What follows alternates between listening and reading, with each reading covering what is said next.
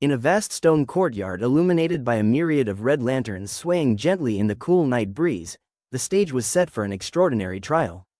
The sky above was a canvas of swirling storm clouds, their dark hues intermittently lit by flashes of lightning, while muffled rumbles of thunder provided a dramatic score to the momentous event. Within this ancient Shaolin Temple, tradition and destiny intertwined beneath the watchful eyes of an eager crowd assembled to witness the culmination of a journey that would determine the legacy of the temple itself. At the heart of this unfolding spectacle stood two remarkable individuals, identical twins known throughout the temple as Master Yin and Master Yang. Their shared blood, their twin souls, and their years of training had carved a unique bond between them even as their paths diverged in subtle yet profound ways. Master Yin, characterized by his quiet demeanor and thoughtful presence, moved with a reserved intensity that belied the strength hidden within his calm gaze. In contrast, Master Yang embodied an exuberant confidence, an infectious energy that made him a crowd favorite, his every movement exuding a natural charisma that resonated with the spectators. The temple's venerable abbot, an embodiment of wisdom and authority, had decreed that on this very night the temple would choose its leader. A task that would be undertaken not by spoiling one of the opposing qualities, but by testing the harmony of the two polarities that defined these twin masters. With that weighty decree hanging in the cool nighttime air, the stage was set as the abbot's measured footsteps reverberated on the ancient flagstones. It was not merely a contest of physical might, it was an exploration of hearts and souls, a display of the very essence that distinguished inner strength from outward passion. The anticipation in the crowd could be cut with a blade, and every eye was fixed on the two masters who knelt side by side. In a shared moment of silent resolve, their breathing calm in contrast to the storm outside. In the opening moments of the trial, the twins sprang into action with the precision of a perfectly synchronized dance. Their training had led them to this precise moment, where every move was both a statement of power and a silent conversation. Between two halves of the same whole, as if guided by an invisible conductor, the two mirrored each other. The tiger claw technique was executed with exact symmetry, followed by the graceful and elegant movements of the crane wing. With every strike and every counter, the precision of their techniques left the audience in awe. Struggling to decipher which master held the upper hand, the fluid clash of their movements produced a pattern of mirrored attacks that was as beautiful as it was intense. The force of their legs and arms met in perfect equilibrium, causing the ground beneath their feet to tremble and crack in subtle protest under the combined power of their blows. As the contest progressed, it became abundantly clear that while the techniques were identical, the spirit behind them differed. Master Yang's style was fiery and forceful, each explosive kick and every vigorous punch was delivered with the kind of raw passion that demanded attention. In stark contrast, Master Yin moved with a serene grace. His every step conveyed deliberate thoughtfulness and a quiet form of power honed through years of meticulous study. It was as if the two halves of the same coin were engaged in an elegant dance that transcended mere physical conflict, a dance that illuminated the eternal struggle between strength and strategy. The silent observation of the crowd was punctuated by the rustling of robes and the hushed whispers of anticipation. In these moments, the courtyard transformed into a living tableau that captured the hearts of all who bore witness. The battle was not only a test of combat skills but also a reflection of two very different philosophies.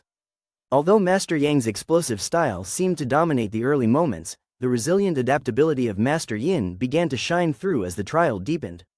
With each powerful attack that Master Yang launched, Master Yin demonstrated his capacity to counter with a measured, almost meditative response.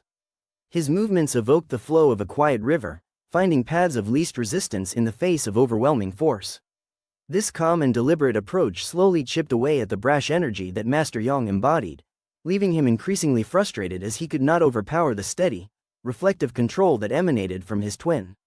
As the contest entered its middle phase, the intensity of the duel was interwoven with vivid memories of their shared past, a recollection of days when their lives were simpler and their ambitions were just beginning to form.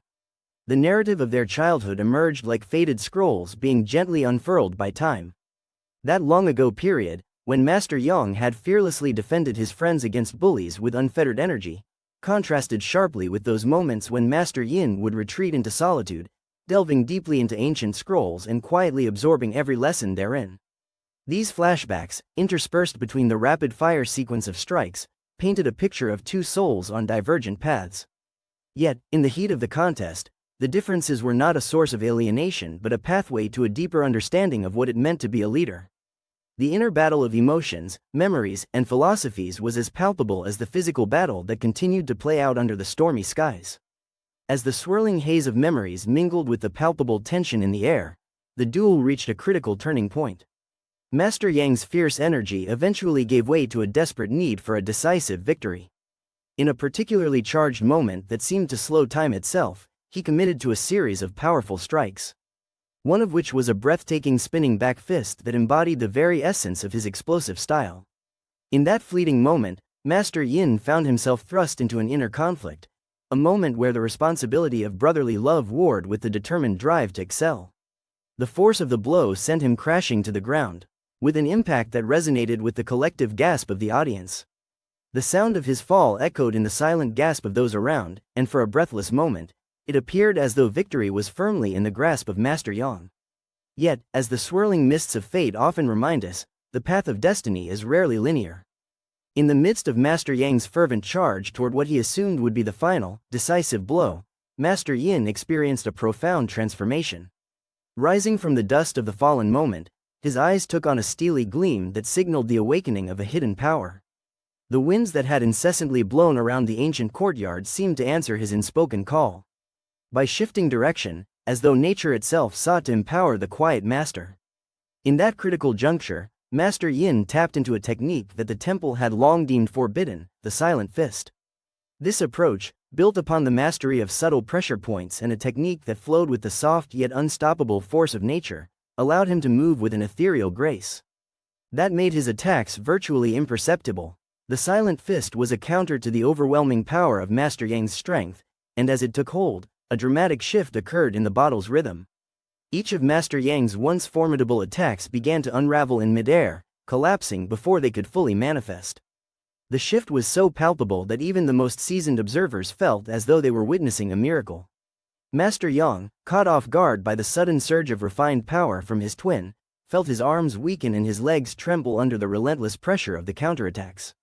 In a display of both shock and admiration for the unexpected prowess of Master Yin, the once domineering Master Yang lowered himself to one knee, a moment laden with the weight of his surprise and a deep acknowledgement of the hidden strength that had emerged from his brother.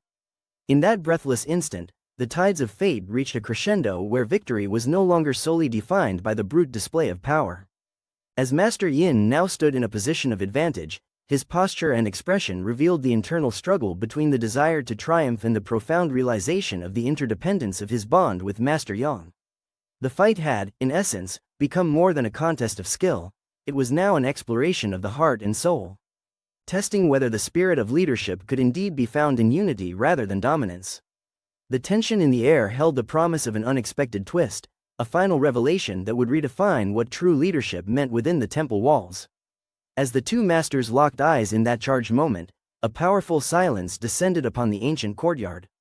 The world seemed to stand still as Master Yin, with a quiet determination etched in every fiber of his being, shifted his stance from one of dominance to one of solidarity.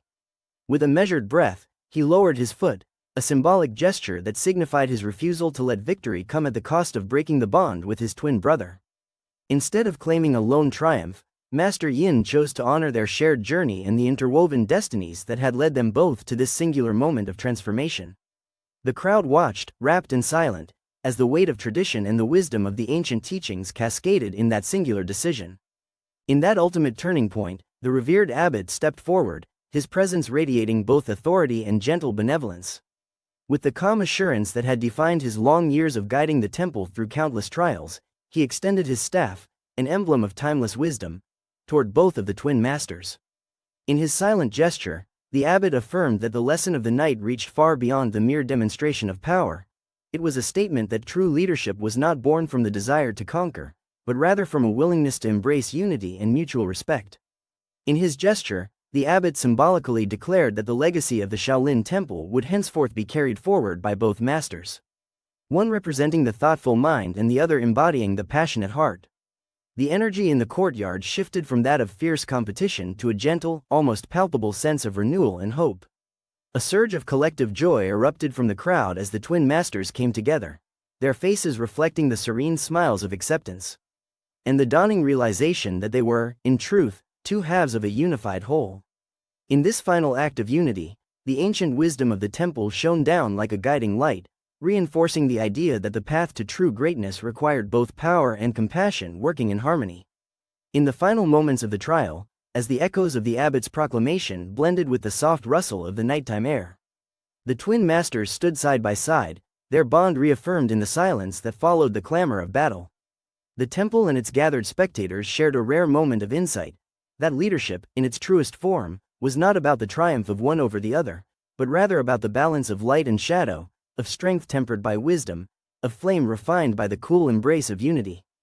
The legacy of the night was etched not in solitary victory, but in the shared triumph of two spirits who chose to stand together in the face of destiny. As the storm clouds began to clear and the lanterns swayed once again in the gentle breeze, the temple grounds filled with a renewed sense of hope and purpose. The final image that lingered in the hearts of all present was that of the two masters. United through their shared struggles and triumphs, ready to lead their temple into a future built on balance, respect, and understanding. The timeless lesson resonated: true power means nothing if it is born alone, for the light of unity shines brightest when shared by all. The crowd gradually dispersed under the soft glow of the departing lanterns, yet the memory of that transformative night lived on. It served as a reminder that in every trial, in every inner battle, there exists the opportunity to embrace both the mind's quiet wisdom and the heart's passionate fire. With each step they took following that fateful evening, the twin masters advanced into a new era of leadership, one that promised to uphold the venerable traditions of the temple while nurturing the timeless spirit of collaboration and mutual respect. In the gentle farewell of a stormy night turned hopeful dawn, their legacy was celebrated by those who believed in the strength found not within a solitary flame, but in the radiant glow of two souls united as one. Their journey, a tapestry woven with threads of discipline, courage, and love, had redefined what it meant to lead, inspiring generations to come with the message that even the most different hearts could beat in unison for the greater good of all. Embodying the wisdom of the ancient scrolls and the fierce intensity of a burning spirit, the legacy of Master Yin and Master Yang continues to spark contemplation and admiration among those who follow their teachings. In every whispered tale that echoes through the halls of the Shaolin Temple and beyond, the memory of that night remains eternal, a testament to the power of unity over division, a reminder that true leadership is measured not by the force of a single hand, but by the harmonious strength of hearts entwined in purpose and destiny. In the end, as the two masters walked side by side under a sky now painted with the soft hues of approaching dawn, they carried forward the simple, yet profound truth that had been etched into every stone of the ancient courtyard. That power, when shared and balanced by the spirit of unity, becomes an enduring beacon that lights the path for future generations. And so, the legacy of the twin masters was forged in the delicate equilibrium of shadow and flame, a legacy destined to inspire all who sought the true meaning of leadership and the eternal bond of brotherhood. Their journey, both fierce and tender, remains a stirring saga in the heart of the temple, a story that teaches us that the real triumph in battle is not the defeat of an opponent, but the discovery of kindred strength in our shared vulnerabilities, and the ultimate courage to stand together against the raging storms of fate.